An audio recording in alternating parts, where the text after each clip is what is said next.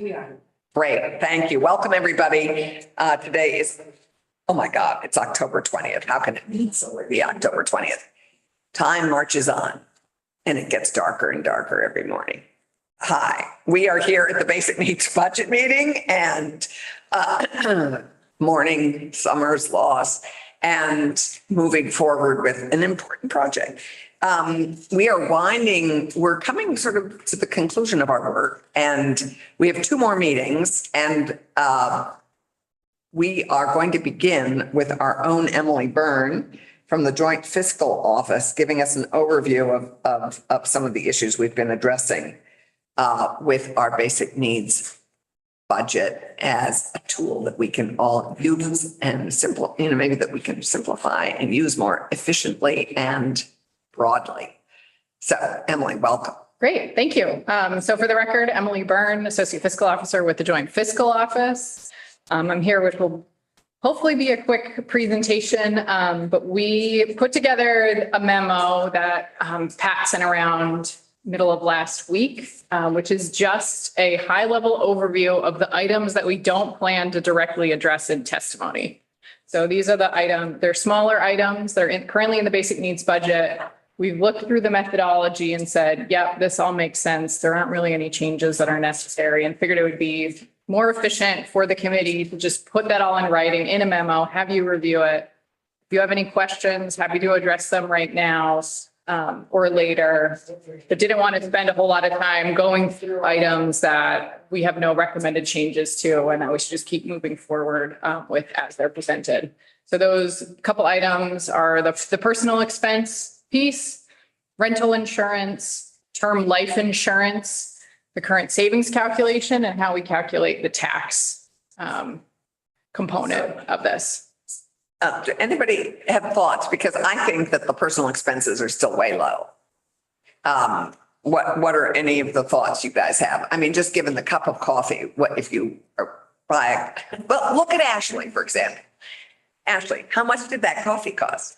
I don't know, my husband bought it for me this morning because I just have time, but it's usually about $175. Oh, really? Oh, okay. But I mean, if It's not Starbucks. but yeah, it's not Starbucks. So if you're thinking a Starbucks coffee. And just thinking that that's one tiny personal expense every day. And we, at the moment, it is $175 per child and $351 per adult. Do people feel that's adequate in 2023? Liz, what do you think?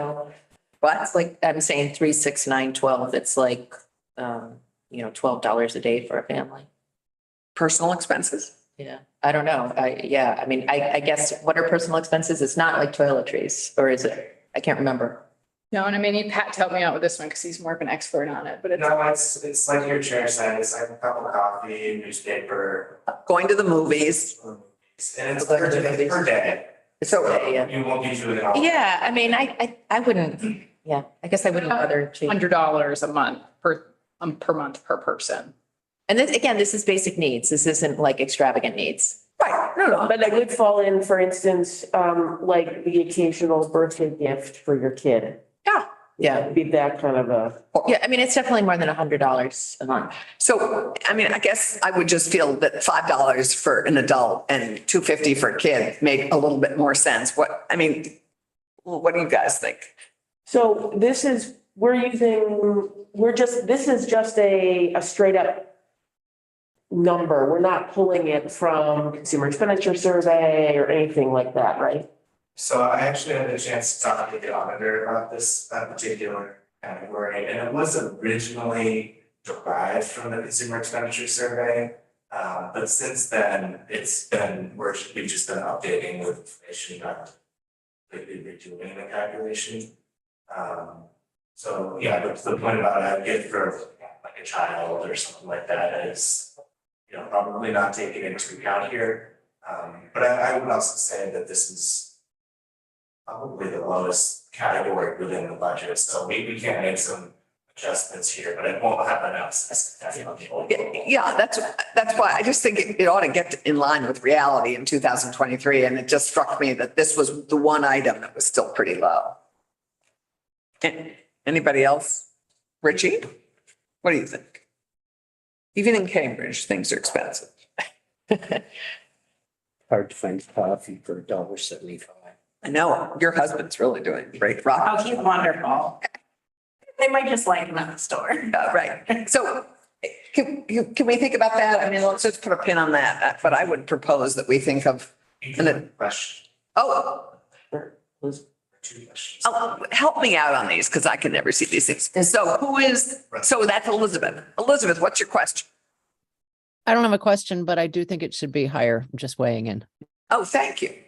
There ought to be a weighing in hand and a question hand. That's great. So if this is basically a number at this point, then maybe that's all we're basically saying. It's not based on any particular data set. So is there a proposal like $5 a day per adult and $2 a day per child or something, just sort of for the rounding up, or? 250. Yeah. I mean, we're kind of at that point, right? There's no, like, it's not really based on anything data-wise. I am putting out, $5 and $2.50 or $5 and $2. Either way. We'll adjust that for inflation in each. Yeah, Sure, 5 and 2, how about? 5 and 2. Okay. Great. Ashley? Love it. Love it. Richie? Fine. You don't love it? How much? Love it. Love it. Just- And we, What's the $2 a day and adjusted Oh, for? Aaron, Yeah. it will keep going up. Let me see other people. They did in 1999. Yeah. And what's it adjusted for inflation? It is, last year it was 351. Whatever. Yeah, so I think, Aaron, welcome. I'm sorry, I can't see you on the line because we are sharing the screen. But we're looking at the first item from the memo that was sent to us last week. And the only item that struck me as being low in this day and age is the personal expenses.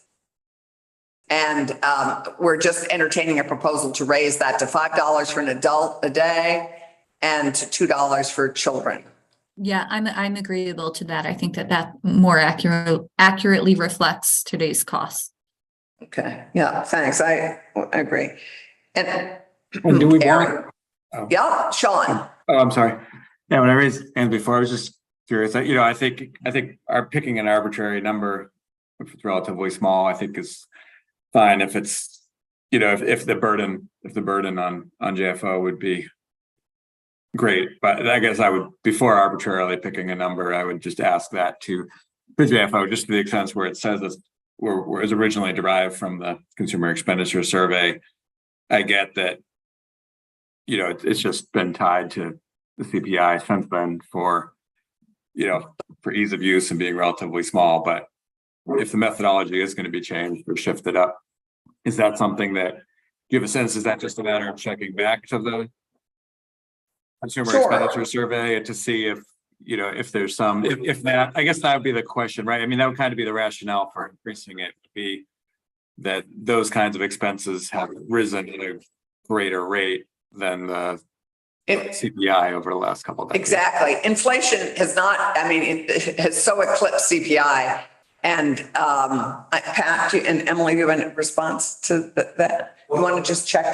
I think one thing that Sean is kind of identifying here is that, when you see inflation numbers that the Federal Reserve releases, they often will take out things like food, because it's a particularly volatile thing to spend money on.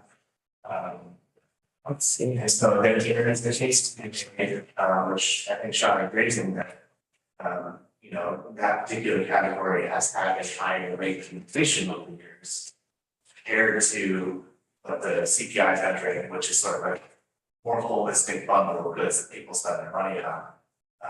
I'm not quite sure how we would be able to sort of nitpick and unpack that. We can look a little bit into it. Okay, well, why don't you do that? Because I don't want to take too much time with it, but I would just say that we have salaries that are pegged to CPI, and that has been lousy. It has not kept up with the true cost of serving as a legislator. So I am not a big fan of pegging everything to the CPI all the time because it has underserved us. You see? Yeah, I think.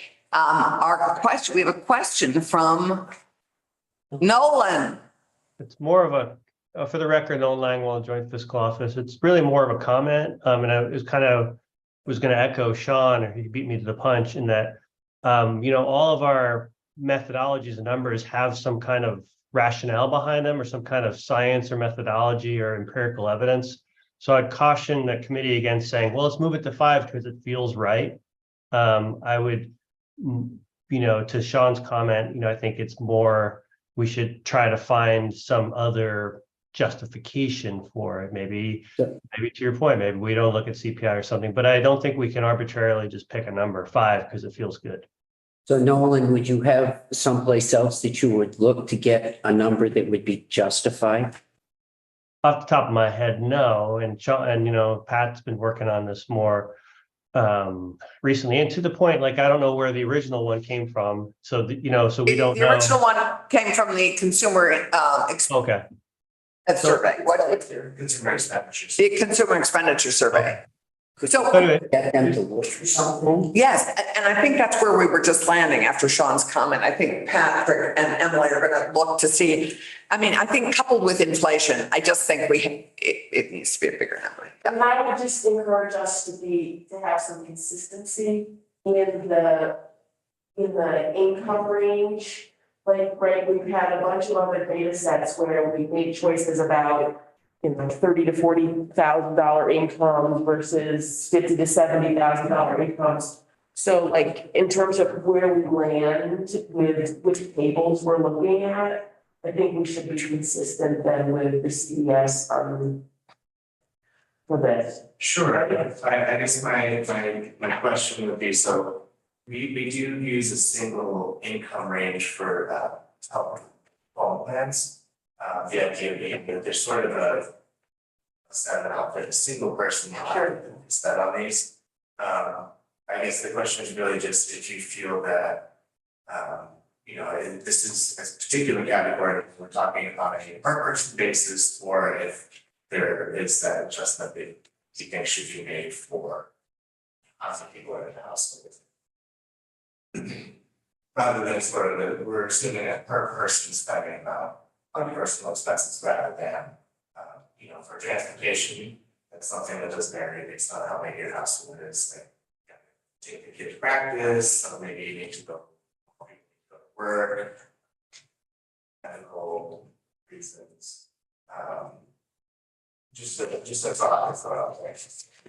So I think, Sean, thank you. I think before we, make a final decision on this, let's have Emily and Patrick research it a bit and look at it with inflation. I think all of us are just feeling the pressure of inflation on some of these numbers. I'm still struggling to my understanding Patrick's question. So you're asking about whether or not to maintain the way it has been done in terms of like do it by number of people in the household, number of adults versus children in terms of the 6 different family sizes? Yeah, so the way I'm sort of thinking about it here is that we're assuming, so for adults, we have a set per day amount, for children, we have a set per day amount. If we were going to compare the tables and the income ranges, we'd be talking about, so like for a 2-person household with 2 kids, their income's gonna be higher, so we're talking about a higher per person spending. I see what you're saying. Whereas if we're talking about a single person, we're talking about, there's gonna be a lower spending amount just based on what average spending that a household type is like. So the question really is just, are we talking about it as per person, or are we talking about it as, which, this is what we're assuming per person is sort of the basic needs for what they need for a good quality lifestyle. Right. We're talking about what we see in the US, like average spending data, where that will vary, because obviously if you're making more, you'll be able to spend more. Right. Like you'll get the large copies, medium or small. The latte versus Yeah. drip. Right. Yeah. So nothing needing to sort of, yeah. I mean, obviously, to be consistent, it would be more oriented towards the basic needs, like what is real, what is basic to that household as opposed to what they could have. Well, it might be swimming fees at the local pool for summer, it might be summer swim lessons. It might be a ton of things that are personal spending Sure. that are pretty basic. So See what they can do. are you okay with? Yeah. Okay, so let's have a final and make a final decision once we have a better sense of how we could justify that number. But I think all of us are appreciating the inflation's impact on real spending. But you just mentioned something, Patrick, that piqued my interest and curiosity, which is you mentioned, or Ellen did, I can't remember which one of you did, but that in the USA, is there some place we could go to that looked at average spending per income level? So that is how the certain tables of the consumer expenditure survey are structured. And I'll show you, I have a slide in my materials that will show you when we do use that, what incomes we're targeting in regular by buckets, what incomes we're targeting and what tables we're using. So they also have these tables that are, it's 1 person, 2+ people, 4 people, that we use when we do use that data. Right, okay, terrific. How do people feel about the rest of the items on this list? Any concern about rental insurance or term life insurance, savings, or taxes? I won't question their savings piece, but I do think 5% is low. But I'll go with what you do, but I just don't think it's enough especially with the reduction in Social Security and things. And I did have a question. What does it mean? I guess I'm just not understanding. The savings component is including retirement above Social Security benefits, college and emergency accounts. What does that mean above?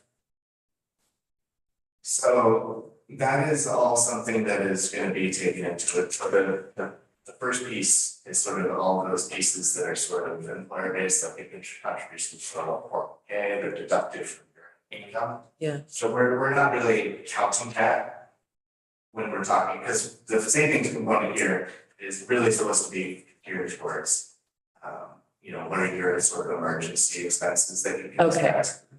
It's not retirement, it's not college. And if we talk Okay. about it from a tax Okay, perspective. that's fine.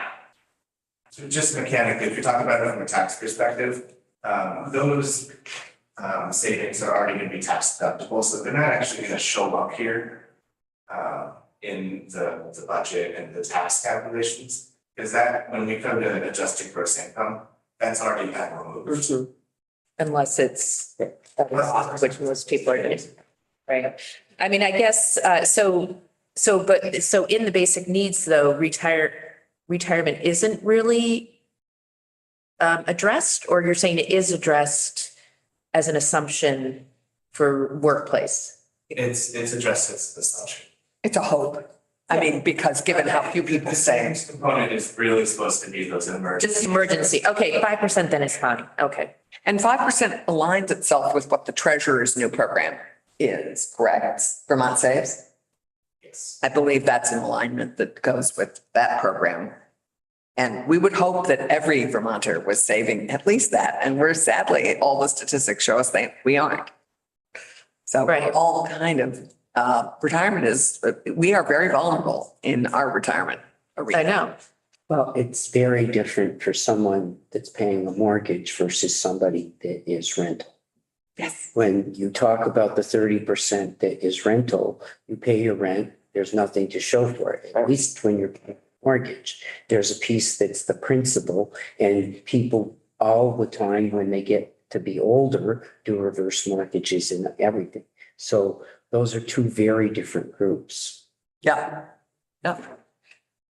So anything further? Liz had a question on savings. Anybody have further comments on taxes? So my beef with taxes on any revenue piece is that, are we just trying to have a pure spending? Is this document the spend, what people can expect to spend? Or is it also tempered by what we can expect in that income category will have tax impact? And are we looking at the revenues that are built in to some assumptions with those income levels? Is that a fair way of putting it? So that's always my question with this, is we're choosing to deduct stuff that is, anyway, that's my concern, is should the basic needs budget tool be also take into account some things that that will impact it, that are revenue, that are choices? So there's kind of two sort of questions here. The memo is sort of addressing, should we be following the tax code? And then there's a separate question, which I think you're raising, is should we be including credits like the child tax credit? Which, we'll talk about that in my presentation. We have a slide will show you the impact. Okay. So anybody have thoughts on the tax proposal? I mean, the benefit of having the tax piece in there is that it gives us the ability to say, oh, and by the way, this includes out-of-pocket taxes and any policy choices that the legislature or the federal government has made related to credits, and allows us to be able to talk about it. Because it ultimately, there are policy choices, right? You guys could decide, like they did back in 1999 summer study, they're coming out of that summer study was to raise the earned income tax credit from 27% to 32%.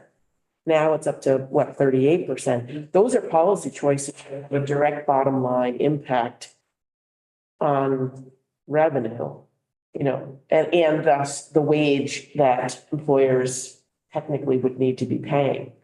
So it's a mitigating. Well, we've chosen not to raise renter's rebate and. Yeah, there are other things. Right. So that in of itself is a question, which is how much, and I guess we'll get to it when Patrick is addressing us, but how much are our policies, how much are we willing to incorporate some of those deductions that are policy-based on this is a tool, or should we look at it as pure cost? So I think that's one of the things we want to chat about. Anyway, is that okay? I mean, the extent to which this, you want to be using this as a policy guide, right? And as we've said, there's revenue and there's expenses, and you have different policy levers on either side of that equation that you could pull to support people having a livable income, right? And so tax credits are one of your tools. Right. One of your levers. I think you have to include the tax credits. If you're going to include the taxes, you have to include the tax credit. But that's the question. So I think for me, that's one of the questions. So we will have it when Patrick's doing his presentation, evidently, and wasn't quite sure whether we were going to have that conversation. But I think this memo is fine with the one exception of the personal expenses. Is that true for everybody? Aaron, Sean, Elizabeth? You okay with it? Yeah, I'm okay with it. And on that last point, I think JFO's recommendation there about, you know, the methodology reflecting the current law tax liability, I think that makes a lot of sense. I think changing that would get messy. Right. I would just say I agree with the tax credit piece, but there are programs like renter's rebate, which we haven't increased in ages, decades. But these people don't qualify for renter's rebate in this budget because we need to be a basic needs budget. You need to make more money. So those are for the low income people. So it's not counted. Well, nor is the earned income tax credit. You can go up to 50,000 if you work at my ski area, and you're a full-time employee, you're making low 40s. No, I know, but you're not counted in here. You're not making a basic needs budget. Right. Right. But, okay, well, But when we talk about including businesses and saying to businesses, what does it take to live? If you're someone making $40,000 a year with a child, and you're working full-time, what's the relationship? Oh, right, you're not making a basic needs. Yeah. Patrick has a comment. Chair, If- Chair Patrick. So historically, the should be it kind of has been completed, but as you said, recent history. So at the time, as she was saying, none of these households configurations that have to be calculated don't qualify based on income. Mhm. But you know, if the change were to happen, historically, we've included it so that would be incorporated. Well, when you go to make a policy decision about the way we spend state dollars and the way we spend resources, if what you're trying to do is get people to a place where they can live, the decisions we make about appropriations, hopefully what we set would affect those decisions. And that might be one of those ones that you guys hold out for the coming session or after that as a policy lever you can pull. Just as the conversation you had about, you've had it at this table about the business community. And will that numbers or the numbers that get set in this around what businesses might pay to have people live, this is a benchmark that you're trying to set out there. And that benchmark should be for both businesses and with the public dollars that we appropriate. Mhm. And so what are the programs that affect that family where mom or dad is working at a place where they may get benefits, but they're making $40,000 a year? Mhm. Yeah. Okay, great. Sean? Yeah, I think just one point on that. I definitely agree with, with everything Senator Westman says for that goal. In thinking about the tools though, I think for policy tools seems a little bit trickier. I think this basic needs budget can be one component, but as we looked at the beginning with that Brighton's graph there on the benefit cliffs, and I think tools like that for the policy side, the basic needs budget alone is only going to give you that one snapshot at that line. I think that one snapshot works well for giving the businesses, signaling to them this is a target amount to pay as we talk about. But once it comes into the policy arena, I think you need to have those other pieces. I think as we're talking about that snapshot, if you look just at that and where it moves people, you're missing the rest of that picture and ideally getting to that goal where people can earn an extra dollar and not worry about losing multiple dollars, and where those policy tools come together. So all I was just to say is I think if we're trying to put too much on this tool from the policy side,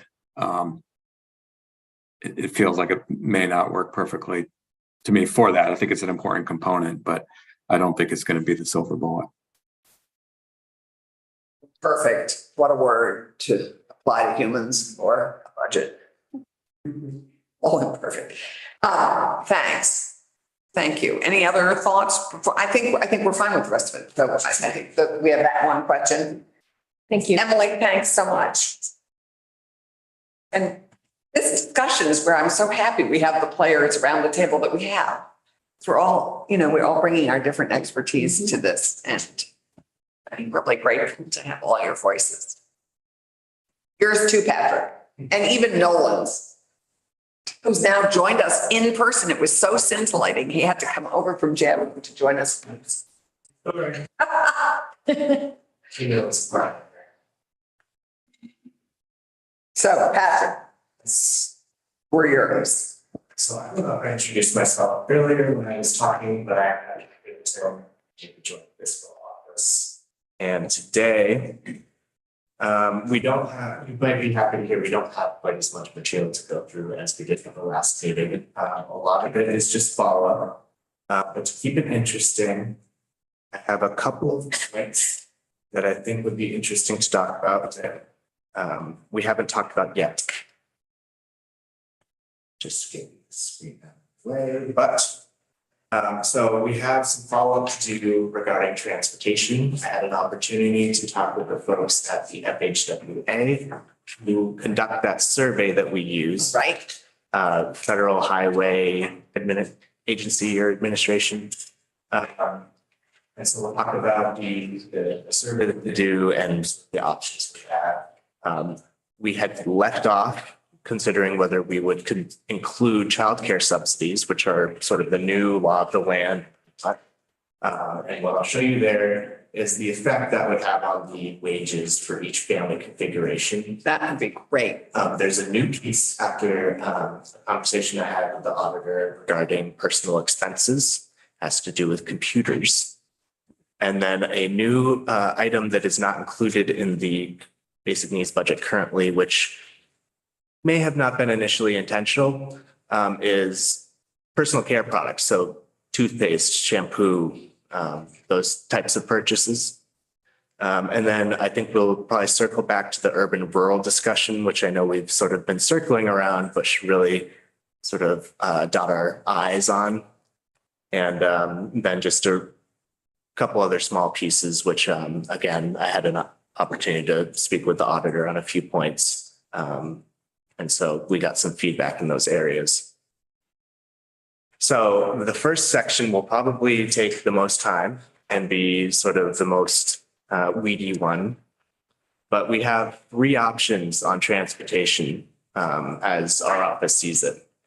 The first option is to continue with our existing methodology, knowing that the survey that we currently use is going to be updated on a 2-year schedule going forward. Now, there is some question, and this is coming from the conversation I had with the feds. So if they're doing it every 2 years, so they probably will be doing an overall smaller sample size. Not hugely smaller, but it will be a little bit smaller. And what effect would that have on the Vermont total number that we get? And remember from our last meeting, our starting point was that Vermont total number that we used the national numbers to then adjust to get to the specific family configurations. So it's really just a question of whether we're still comfortable with the starting point of where we're at. But, you know, it's going to be it would be a positive that it's going to be updated every 2 years as opposed to, I think, every 8 years. So it'll be a little bit more real time.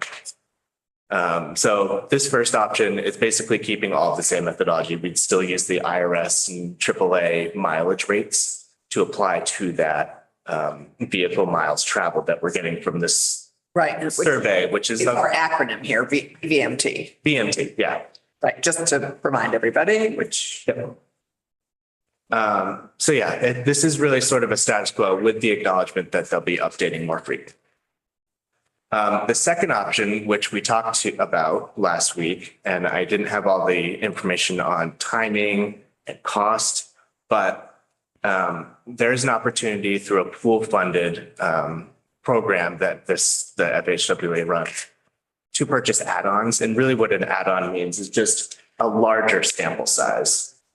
And that gets us towards the question of so we don't have to start with the Vermont total numbers. We can actually take those family configurations and the average VMT that are estimated for those each particular configuration. So this is sort of like the creme de la creme, where we know in a much more granular Vermont specific level. That's my need. Thank you.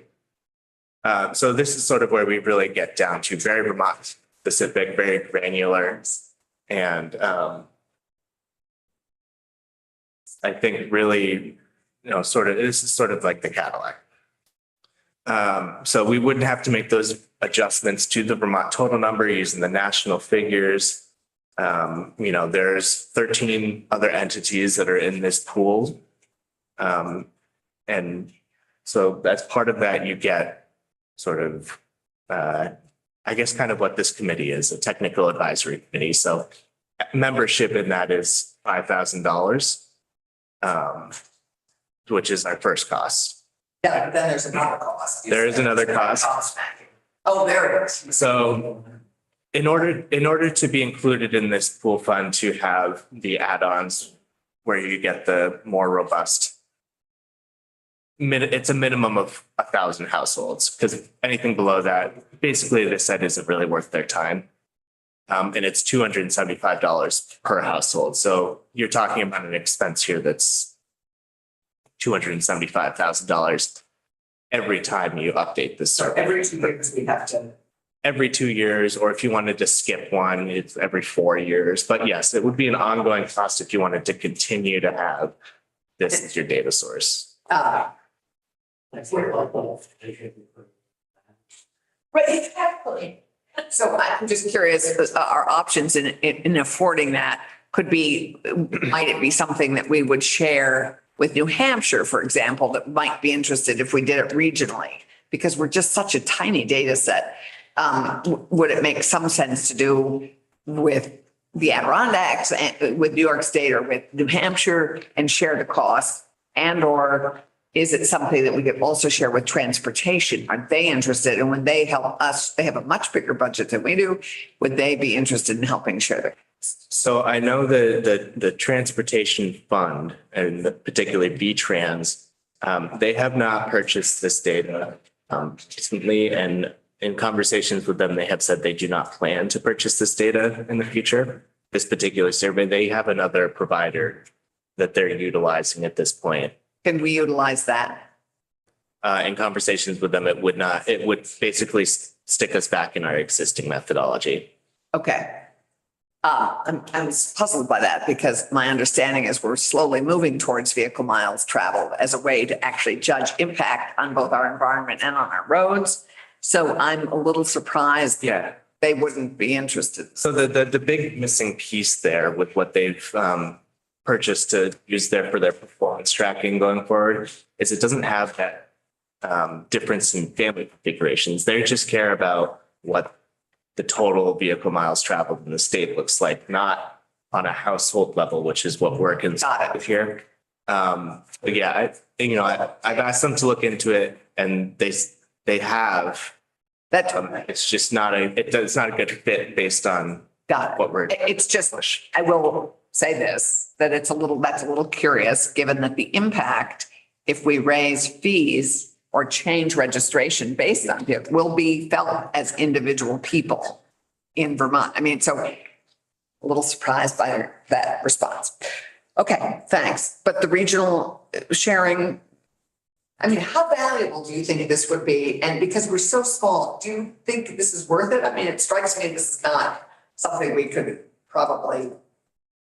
So there's kind of two questions there. I think the first one is just that Vermont in general struggles with surveys, just because, as you said, we're small. I mean, nationally, Vermont is a small sample size in and of itself. I think if you did the thing for like 0.2% of the national population or something like that. So it is always a challenge. And like the only way you can really get to good sample sizes for our state is, to purchase something like this, which would be it's a significant cost. The one thing I would add though, is that if we start talking about it regionally, so they require 400 households per region, right? Which I have in this first bullet point. So you can split up Vermont into quadrants. We can just do Chittenden versus the rest of the state. For each different delineation there has to be at least 400 for it to be statistically significant. That really means 1,200. Not 1,000. Well, if we treated the state as one entity, and then it would be, we could do it for a minimum of 1,000. But if we wanted to do the urban rural divide in that survey, yes, we'd have to go up to 1,200 and, or no, that would still be fine. It's once you get to more than 2 regions, we have to. Oh, okay. Because you could even do 400 in one and 600 in the other. But, so anyway, back to your point. The issue is once we spread regionally, if we're still maintaining 1,200 or 1,000, you're then removing samples outside of Vermont, which kind of gets us back into the same situation where the sample size within the state is not great. And this, And if we share, you're saying regionally, our cost would still be probably over 200,000. I mean, even if we got a little clever about it. I mean, so theoretically, if you split with New York and, this is just an example, New York and New Hampshire, you did 400 households in each. 400 would actually be lower Than what we currently get. as that we currently have. The last survey was about 550 households. Yeah. We're in that range. I don't want to beat a dead horse here, but it strikes me as a fairly good size expense. What does JFO think of its value? If we did, I mean, because I'm willing to advocate for anything if you guys think it's incredibly additive. So this would so the other piece to this before we wade into that is that, so the 2024 survey pool, that pool fund, that has closed. So that data would, Right. we would not be able to get into a pool until 2026, which we would not have access to the data for until 2027. So that would miss the next two reports during the interim. I guess our recommendation would be to stick with the existing methodology, but in terms of its value, I don't know that it's going to create a order of magnitude difference in sort of the accuracy here. I mean, it certainly would be more accurate, but I think it really would be better, but also I don't know if it would be an order of magnitude better. So it certainly is much better data. So when this gets reviewed again, maybe we could raise the frost already. I just want to mention the door is open because they're doing a cement sealant. And Janet is very concerned about the fumes. I said, well, I won't tell you what I said, but what? We could open. We could, oh, God. But she, so that's why if it gets too noisy, we'll close the door, but it's airing out there. Yeah, I don't think we can is the problem. Watch. I'd love to see you do that. I got it. I got my screwdrivers and everything. I'll be right back. You wonder what's in his little drawer. So it looks like we're at option one then. Well, there's a third option. Oh, I hadn't read on. Oh, Yes. I love it when we have three options. So the third option is sort of ditching the NHTS altogether. National Highway Transportation Survey. So FHWA does the NHTS, which is the National Household Transportation Survey. Yes. So the third option would be shifting from that survey and applying that to the IRS and AAA mileage rates, and moving to the Consumer Expenditure Survey, which we do utilize for other spending categories. And so again, this is a situation like with household expenses we saw earlier. So we use that for that one. And we target family-specific tables, like family configuration-specific tables. And because they break it up into income brackets, we can actually sort of target from both angles. And then, thinking back also, if you remember what we talked about with food, we make that regional adjustment. So we compare what national spending is compared to Northeast spending. And we could use the same kind of thing where we do the 5-year average of that comparison to make the regional adjustment to make the numbers more Vermont specific. But this table below shows you the income ranges that were utilized in the last report for each family configuration. And those table numbers, so for single, the 3404, that's for a one consumer unit household. Then 2 adults, no children, that's a 2. The 3424, that's a 2-person household. So they do break it up so that it's. And they could break it looks like they could break it up in whatever we end up, because this is obviously one of our discussion points is what are the categories we want to end up with? Do we want to simplify this? Do we want as many? And so these could be anything we choose. My guess is they have a number for it. They have a CES table. So have you looked at this enough to see what shifts might be happening within the population to look for us to change? When you say shifts in the population, could you just expand on that a little bit? In my mind, you know, in the thinking what I, because of housing, people are being forced out of communities like Woodstock, Stowe, the more urban areas. And the only place they can afford to buy houses and property for working is move further out. So their transportation costs are going up. That I carry in, and I only carry that anecdotally in what I'm seeing happening around no middle-class working family in my county can afford to live in a place like Stowe anymore. So what happens to them is their transportation costs go up. When I look at these examples that you put out about data and what is the outcome of looking at the way each one of these processes that you're in number 2, you're talking about studying it going forward. I'm not sure what we would get and it's someplace way off in the future. You're talking 2 or 3 years in the future. What's the difference between what the data is showing in 1 versus the data that's being shown in 3? Have you looked at it at all to? No, yeah, absolutely. That is, I'm glad you're expanding on that because it's a great question. So the CES. Pause for a second. They got the storms on them. I have to go out and get my toolkit. Anyway, I think we're okay. So that's a great question.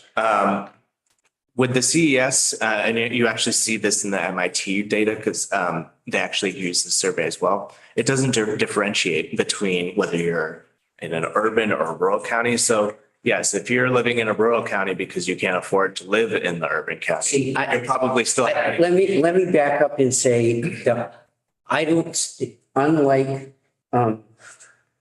the chair of this group who says there it's one across, I see 3 Vermonts now. I don't see it urban versus rural. I see it recreation communities that are high cost, the Mad River Valley, the Stows, the up and down near the skiers, Ludlow and those places. I see them as becoming too expensive for middle-class families to be able to afford. I see Chittenden County is something. It's a different cost for a house in Newport than it is in Burlington, than it is in Stowe, than it is in Waitsfield. And so we really have now, and it isn't urban versus rural. And what people are doing is they drive into that to make up for the cost of their house. And that's the relationship I see. And I'm not sure where these changes in the methodology fit in all of that. I would pick a different methodology of transportation if I could see it was highlighting what I think is going on. So your point is well taken. I'll just say with the CES, it doesn't differentiate between the regions in the state. It's just statewide that we would be targeting. And you're kind of foreshadowing another conversation we'll have in the presentation, but currently transportation is one of the 3 categories that do actually differentiate between the distinction of urban or rural. And that's really owing just to the fact that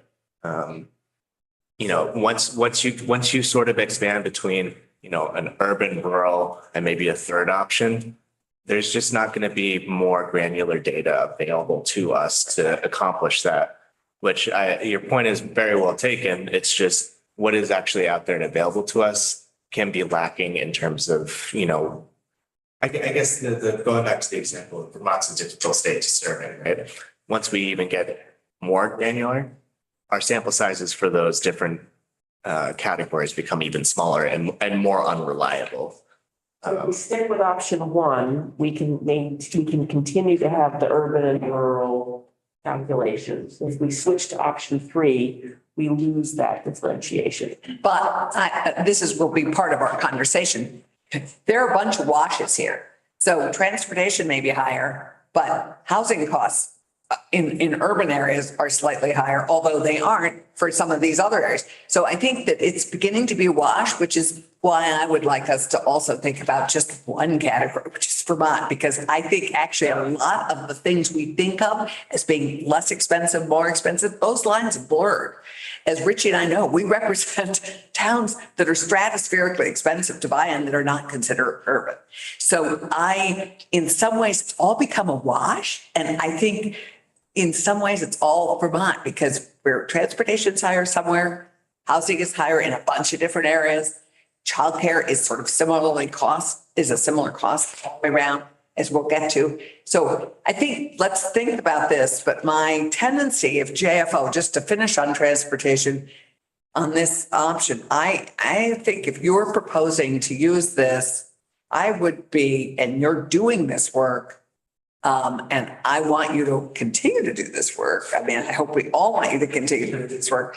I would tend to say support this proposal. And we could come back to that further conversation, which Richie has triggered. Although the wage differential in the 2022 study between urban and rural, depending on the family size, can be as much as a couple, $3, $4 differential. Which is huge. That doesn't. Yeah, but I think we'll have that conversation. Let's have that conversation when we get to that big question. But so you want to keep going? We're at transportation option three, a little more narrative.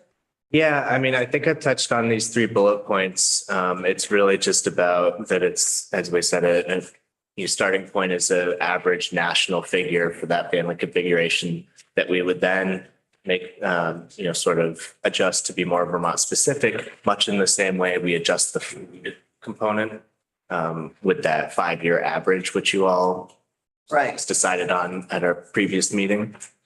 So I think that that's all the narrative for that. This is really just an example of a table. This is the 3424, which is for 2 adult households.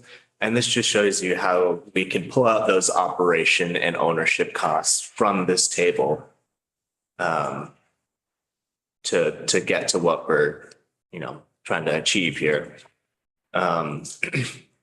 This is a point where I'm hesitant to speak for him, but I did have a conversation with the auditor about this. And I think that from our office's perspective, or my perspective and what he expressed, is just that between options 1 and 3, which it sounds like the committee's leaning towards right now, we're kind of agnostic between the two. They both, in terms of a process standpoint, neither is necessarily more work. It's just sort of 2 different approaches. And I don't know if we have a strong recommendation between the 2. Oh, okay, because you do say in the last, on whatever page it is, I don't see page numbers. Anyway. The one argument for option 3 is just, it gets to sort of a consistency basis. Yeah, consistent methodology. We use this approach for multiple other components. So from that perspective, it's just in keeping with other approaches. Right. But, I think one thing that you all can think about is that other survey is more Vermont specific, right? Even though it has its shortcomings with sample size, it is more specific. So with everything, there's trade-offs. So can I just ask a clarifying question? Sure. Yeah. If we decide to keep the urban and rural split, but go with the CES, do you adjust that, or the base of the transportation number becomes a transportation number for either urban or rural? It would have to become consistent between the 2 regions. The CES doesn't differentiate in that way. So it's something that would be consistent and for both. So maybe are you suggesting then, Ellen, that we wait to make a decision on one or three, depending on whether we decide to do one Vermont or have, Possibly. I mean, I think ultimately when we get down to the decision-making table, it is looking at all of these different factors and how they interact, right?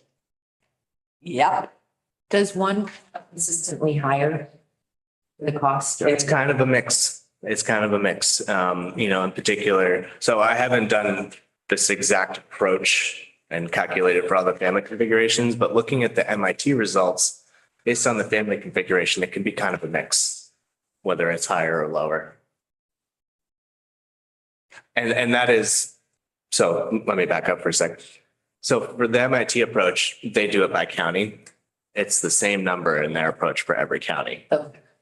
The where it kind of comes in differently is because we're using a different, so that it might be for a certain configuration, a little bit higher, a little bit lower, just because it's not that, just to highlight what I guess Ellen was just touching on. The MIT approach or this sort of similar approach, not the same, but similar, that would definitely be the same for all of our regions. And it just is, it kind of shakes out differently based on whether you're urban, rural, and what your family configuration is. Gotcha. okay. I would say generally speaking, though, the MIT results are lower So in general. this would be potentially lower than what, if you had calculated it using the original? Yeah, and not significantly, but it would, in many cases, likely, I want to caveat that enough times, likely be a little bit lower. Which, and we're all arguing that it's actually higher than what we think. So there's that to consider. Or it may be. So I'm also thinking about our policy that we're working on with housing, which is where we are driving and creating more incentives for people to build more affordable housing and mixed use and middle income housing in our downtown and village centers, which we hope will have new designations and be a little bigger. So our policy driving and our financial incentives are for actually housing not out, but in. So as that kicks in the next 10, 15 years, that will also have an impact. I mean, that's also going to impact transportation, hopefully, in a positive way and reduce costs. So our move to electrification is also having an impact on those costs. So, there are a lot of policy factors here that are going to play on some of these moves. So, But the Vermont specific also, even though it's not a very big pool, it is considering things like repair costs, because we know that Vermont roads and Vermont salt in winter makes our cars fall apart much faster. so driving in Boston wouldn't necessarily, So there's kind of two things here. So the consumer expenditure survey does factor in considerations like that. Okay. But in addition, it also factors in the fact that car insurance in the state is much lower. Right. You said. So it kind of washes out at the end. well, which a lot of these things kind of are going to, I think, wash out or dull the difference, dull the edge of the difference. Yeah. But it's, okay. You're right. The insurance is a lot more. So we are now, thank you, Patrick. So that's the end of your, That's what I have for transportation. I would pause to ask if you all feel that you're ready to. we're ready to make a decision on option 1 or 3, or do we want to leave it open to our decision about whether we do 1 Vermont or 3 Vermonts or 2 Vermonts in our scenarios? Should we wait and have the conversation? Because I'm happy either way. I'm probably not going to think about it anymore between now and the next meeting. Truth be told. Well, I think I'm hoping to get. We will talk about urban rural today. Yeah, Okay. yeah, let's talk about some of this. So maybe we'll come in later on today. I would like to have a conversation about urban versus rural before I personally make that. So let's just wait on option 1 or 3 until we have our urban, rural, or threesome discussion. So just to make sure that I understand, if we're going with continuing with the urban rural divide, we go with option 1. But if you wanted to collapse into one, so I do option statewide, 3. you might do option 3 instead. I think that's where you're leading us. I think that's what we're hearing. Am I? Because the other option. I hope I'm not leading you anywhere. I want you to make your own independent. The other option would be if we collapse urban and rural, you could take an average of the urban and rural on the transportation. Yeah, I mean, that is an option rather than, because we get the data in sort of three buckets. We get it as urban, rural, and urban clusters. Urban clusters, an example would be like the Barre Montpelier area. And as we do now, which we reviewed, urban, we just take the Chittenden County figures. But then for the rest of the state, we actually average those rural and urban cluster figures when we're doing the urban rural combination, because that, again, the rural urban really just applies to the Burlington area. And then the rest is the rest of the state. Right. But the challenge here is that we even know in Burlington, people are not being able to afford to live downtown in Burlington anymore. So therefore, there's a higher transportation cost still in Chittenden County because people are living in Addison, they're living in Franklin, they're living in less urban parts of Chittenden. So I think the line on some of that is really blurring in a way that's more challenging. Sure. And I guess to both of your points, an option with option one would just be to average it rather than have that distinction. But we would still have to take those three pieces and do a population weighted average. Right. Okay, I think let's make this decision as we get to the urban rural and let's keep cruising. And to use a transportation term. Yeah. So that was definitely probably going to be the longest discussion. That particular piece, there are the most pieces there. But to follow up on our previous thing with childcare, I have a lot of the same slides here. So if you don't feel that you need to review what our methodology is, we're not recommending any changes to our methodology. The question really just comes down to subsidies and whether to include those or not. And one thing that I said that we were going to work on, so starting October next year, when we're writing the next report, you can see in this table here that all of the income levels, they're all going to qualify for childcare subsidies. And what Joyce did for us, which is great, is she showed. Thank you, Joyce. If in 2022, these subsidies were in place and they were included in the basic needs budget, what effect would that have on those wages? So I'm sorry, I don't have the slide 16. Well, what's interesting is it says household configuration and not, I see, jumped beyond house. Yeah, I jumped a few slides. Okay. The previous slides were really Just the methodology. it's the methodology in case anyone wanted to revisit it. So yeah, you can see here, those first two columns, we have the current, what the wages are.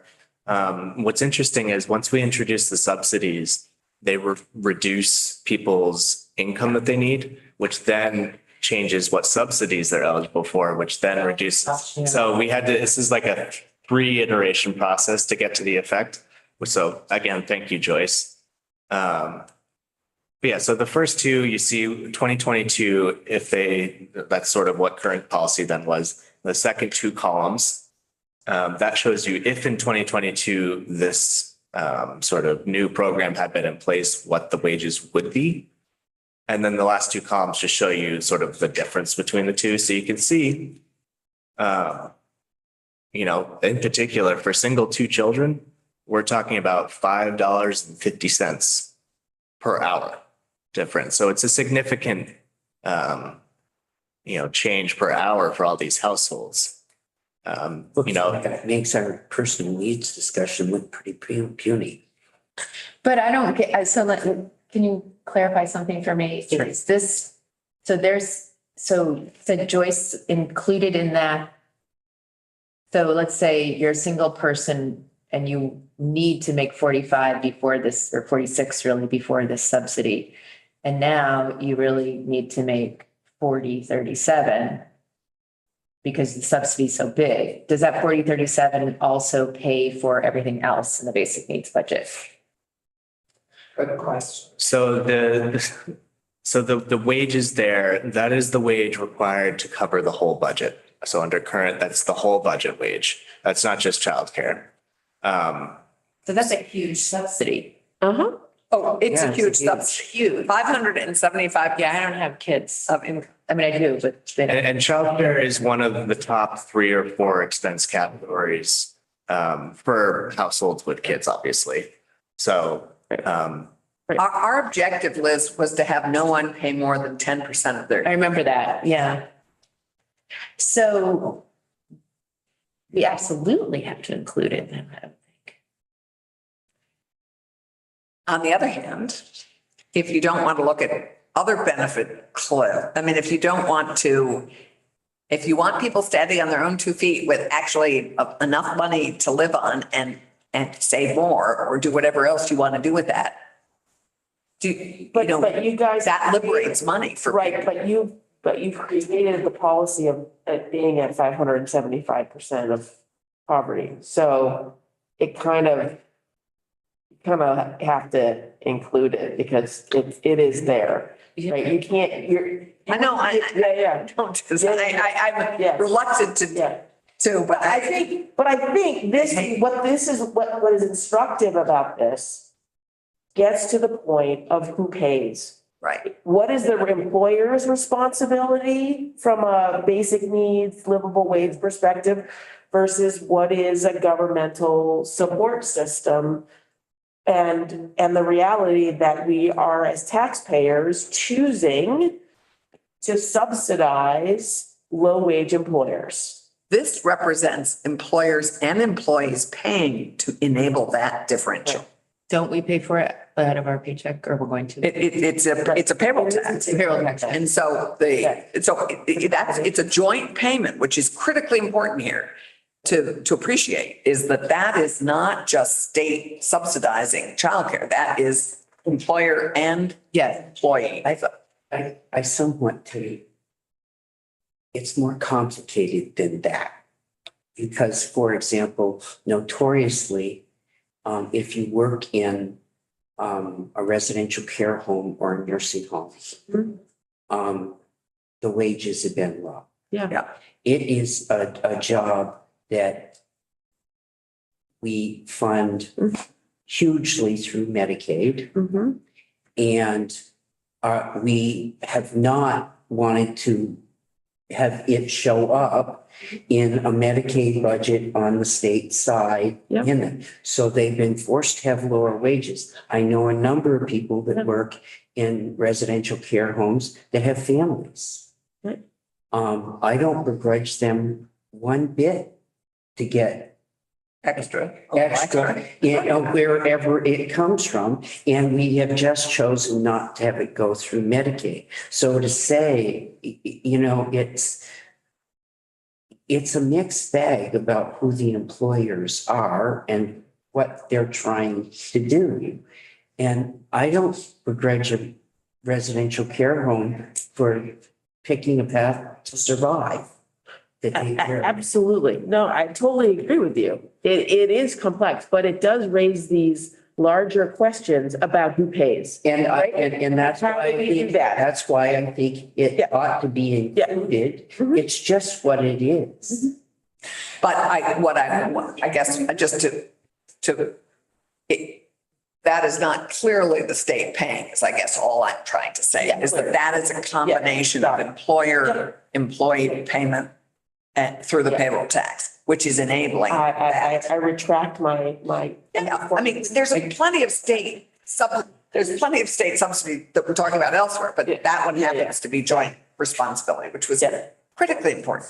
So can I ask another clarifying question? So when it becomes, let's go back to the single parent with 2 children, the 40-37 is what does that, if they were to make 40-37, would they get a higher subsidy? Or is this subsidy based on the 45-92? So this is the 3 iteration process I described. Okay. So you apply the first round of subsidies, it reduces the income that they need, which then means that they would qualify for a higher subsidy and extend as this. So this is through like 3 iterations. This is sort of the equilibrium.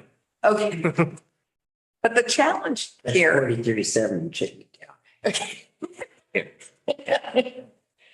So I mean, this sort of has an insidious erosion though, too, because people need to earn more. If you leave the state and go and work elsewhere, you want to have earned more so that you will be paid more whenever you go. So to erode people's on paper earnings is, I think, problematic.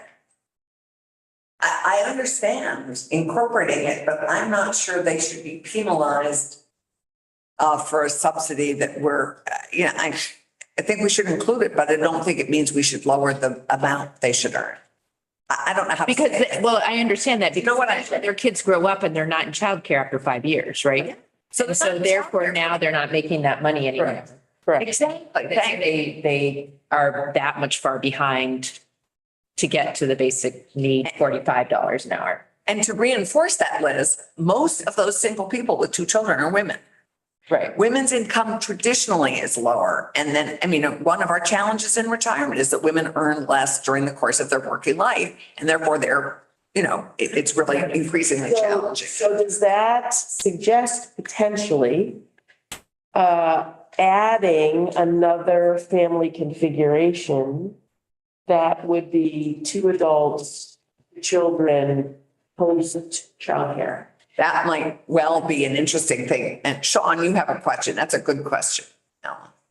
Yeah, no, I Sean, think, go for it. yeah, and I can't see who is talking. It sounded like Ellen's voice, but I We like can't that. see you. That was Ellen. Okay. A wise Ellen Kaler. Yeah, no, I like Ellen's comment a lot. And I was going to kind of say on a similar note, I think twofold. The one is that I think, to the sense of that wage going down for this group, I don't necessarily see that as penalizing people in the sense of, I get if you work at one of the couple of businesses we talked about that may be pegged to this, that would be, a loss to them, and to the extent that we're looking for businesses to pay more.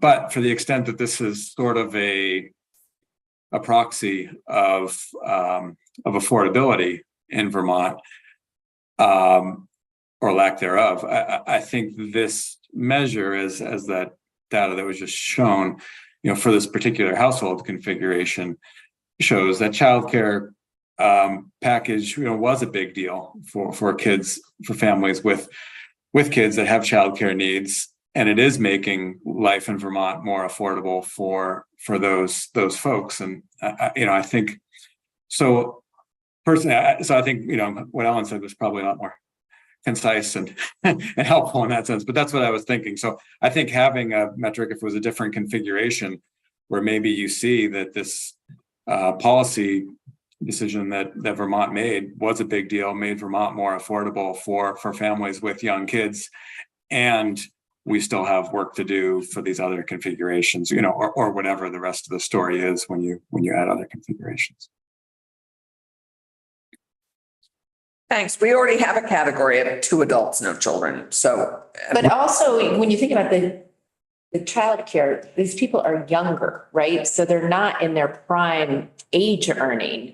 So it's okay that they're making 40 when they're 30 years old, right? They don't need to be making 93,000 when they're 30 years old with smaller kids. So they're going to, because that's what 45 an hour is. It's like 93,000. And so I think we should include it as the subsidy and have it be, because don't we already do that though? Don't we? Or no, this is just the assumption of a 4 and a 6-year-old. So that's 1 kid in childcare, right? So I would just. Full-time and part-time in the 6-year-old. So just to the notion that I guess they're being penalized, right? I think another way to sort of look at, let me pull the table back up, look at this table, is that this difference, this lowering of the wage, is actually a reflection of costs that they do not have to bear. Right. So I wouldn't necessarily call it a penalization, because they're receiving, it's money that does not have to be spent. Right. Yeah, showing life's more affordable for them thanks to this policy. So I think that gets back and it gets back to more your economic development piece. So I have a young family or someone younger. And what we're trying to do is produce a number to say, here's what it takes to live here. And if they're offered a job in, pick the state, Connecticut, where here's what it would cost you to live in Connecticut, here's what it would cost you to live here. And if we can make that a number where we can show them that it's competitive to be livable here for someone that is 30 with a couple of kids. And here's the reason why you should stay here and live your life. And what I would say to you for childcare in that period where they get that help, it's no different than anything else we offer. It's about what is it affordable for you to live here from a child to the end of your life. At certain times we help you, at certain times we don't. We pay high property taxes here to fund K through 12 education. And when somebody walks up to me and says it's 60 years old, well, I don't have any kids in school, but you had the benefit of what that produced into. So this is lifelong. But if we can produce a number economically and say, you can make, you can live here decently for 40 and it will cost 55 to live in Connecticut, that's That's a good marketing tool. yeah. But it has to have that caveat, which is because the state is so invested in childcare that you're getting a huge break at this point in your life. It's huge But support in the child. breaks or the costs are lifelong. Because we do things, Oh, yes, no, I see what the benefits are like. the benefits are, Benefits are lifelong. And yes. Then this begs the question, do we need, I know we're not going to do this, but need another category of for people with 2 children that are not in childcare? Because that changes your hourly wage by $5 an hour. Well, Or yes. something. It changes something, right? So you could conceivably have 2 adults, 2 children, young children, 2 adults, 2 children out of, Yeah, in high out school. of childcare and in school.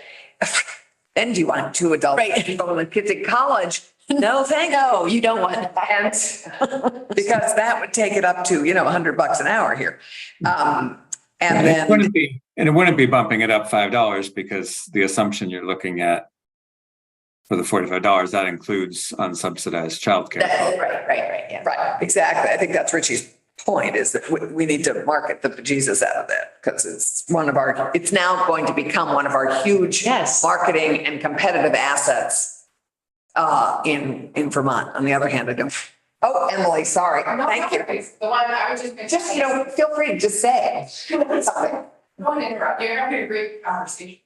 But the one thing I would also just sort of put out there is in this report, I would like for the reason to include it is also you don't want to put out a report that says before you have kids, you only need to make $35 an hour to live here. But the minute you decide to bring a kid into the world, you better hope that your wage has jumped to $55 an hour because you can't afford it, right? And I think like being in that space currently personally, I think I have lots of friends who look at the bill and say, we're having one kid, like there's no way, or we're waiting 5 years for the second kid because we gotta get one through childcare before we can afford the next one. And just caution against, you don't wanna put something out there that sort of signals to the people who are gonna have kids, this is what it's gonna, like, this is your difference in wages, and to sort of make it like explicit, like, oh, well, I only make 37, so there's no way I can afford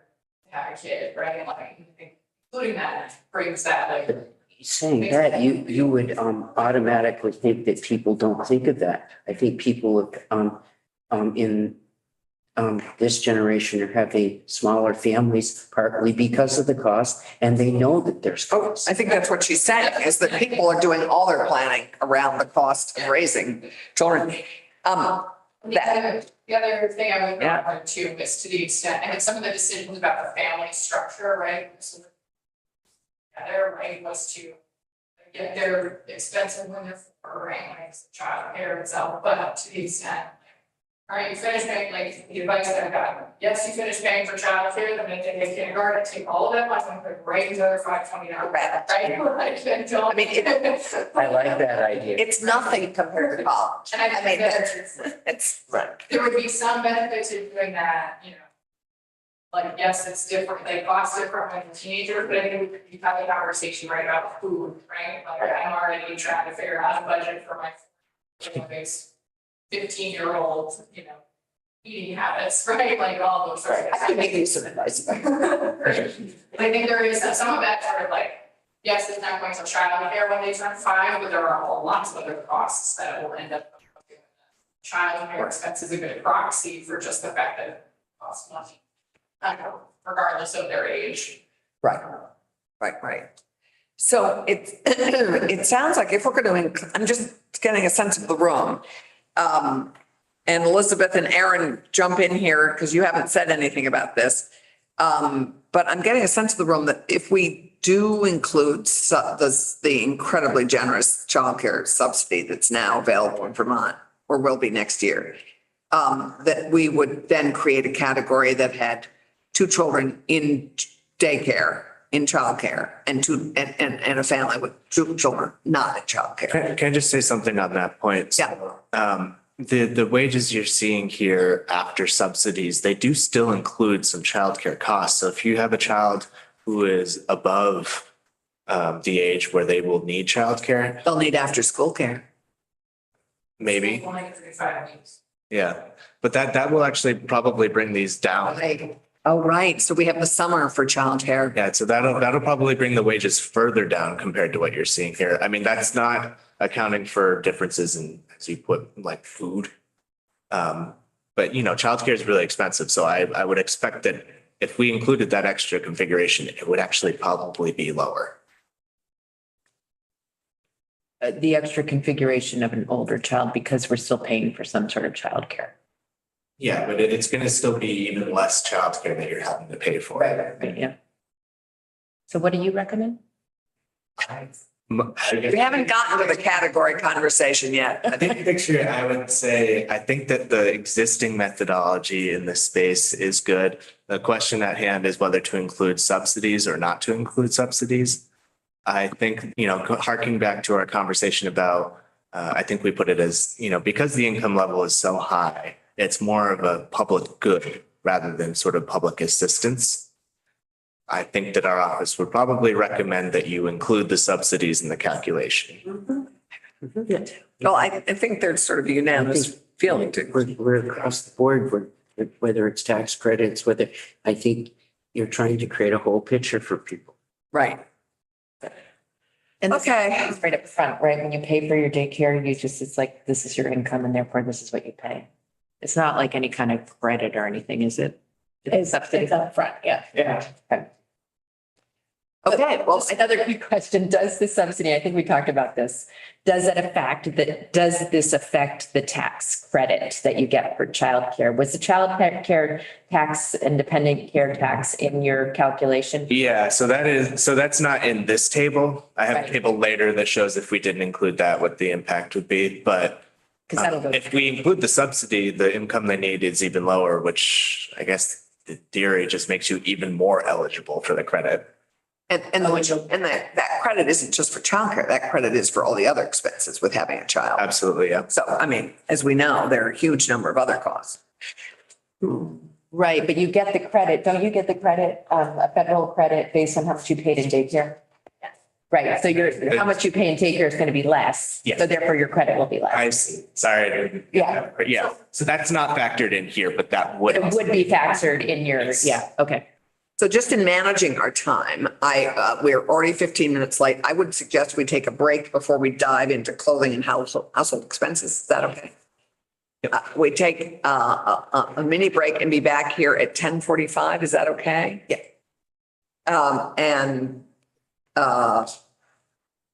I think we have a decision point on that to include subsidies. I mean, I think that's a unanimous sense I'm getting. Yes, yes, yes. Aaron, Elizabeth, we're hearing nothing from you. Yep, I agree to include the subsidies since that's the reality. Okay, thanks, Aaron. And Elizabeth may not be able to talk right now. I also agree. Okay, good. Good. Are you, Elizabeth, when does your flight take off? My flight doesn't take off until 4, actually, Oh, okay. Well. but I just couldn't make Are it you- work. I couldn't make the transportation part work. Got so I it. just- Got it. So let's come, is coming back at 10:45 okay, or do you want to make it 10:50? What do I hear? 10:45. 10:45. 10:45.